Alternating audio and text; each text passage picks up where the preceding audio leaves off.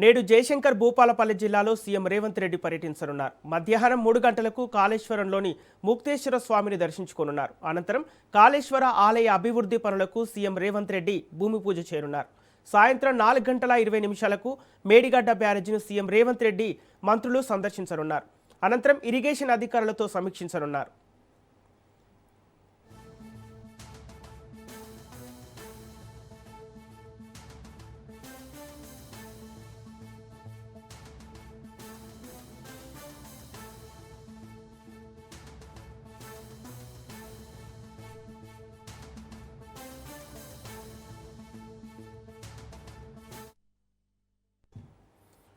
నేడు జయశంకర్ భూపాలపల్లి జిల్లాలో సీఎం రేవంత్ రెడ్డి పర్యటించనున్నారు. మధ్యాహ్నం 3 గంటలకు కాళేశ్వరంలోని ముక్తేశ్వర స్వామిని దర్శించుకోనున్నారు. అనంతరం కాళేశ్వర ఆలయ అభివృద్ధి పనులకు సీఎం రేవంత్ రెడ్డి భూమి పూజ చేయనున్నారు.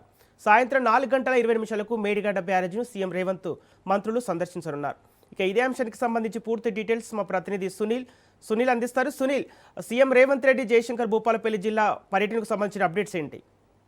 ఈరోజు జయశంకర్ భూపాలపల్లి జిల్లాలో ముఖ్యమంత్రి రేవంత్ రెడ్డి పర్యటించున్నారు. మధ్యాహ్నం కాళేశ్వర ముక్తేశ్వర స్వామి ఆలయాన్ని దర్శించుకుని అక్కడ కాళేశ్వరం ఆలయ అభివృద్ధి పనులకు సంబంధించినటువంటి భూమి పూజ కార్యక్రమంలో కూడా ముఖ్యమంత్రి రేవంత్ రెడ్డి పార్టిసిపేట్ చేసే అవకాశం ఉంది. దీంతో పాటు మేడిగడ్డ ఇప్పటికే దాదాపు 2.5 సంవత్సరాలుగా నిరుపయోగంగా మారినటువంటి తెలంగాణ జీవనాధార ప్రాజెక్ట్ గా భావిస్తున్నటువంటి కాళేశ్వరం ప్రాజెక్ట్ ని సైతం ఈరోజు మేడిగడ్డ డ్యామ్ సైట్ ని అటు ముఖ్యమంత్రి రేవంత్ రెడ్డితో పాటు మంత్రులు అందరూ కూడా పరిశీలించే అవకాశం. ఇప్పటికే దీనిపై కమిషన్ కూడా వేశారు. కల్నల్ పక్షిత్ మెహ్రా నేతృత్వంలో వేసిన కమిషన్ 43 రోజుల నుండి పూర్తి నివేదిక సమర్పించాలని ఇప్పటికే అటు కమిషన్ కి ఆదేశాలు జారీ చేసింది.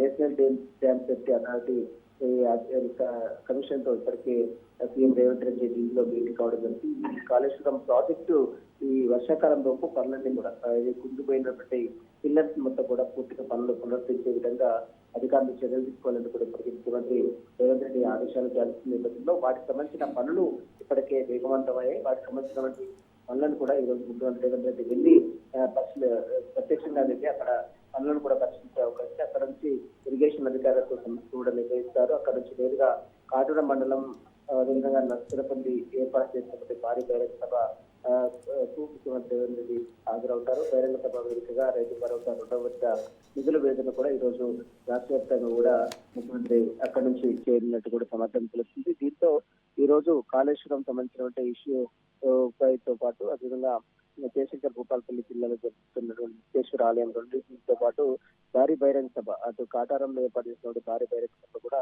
ముఖ్యమంత్రి రేవంత్ రెడ్డి పార్టిసిపేట్ చేసే అవకాశం ఉంది. Okay, thank you Sunil.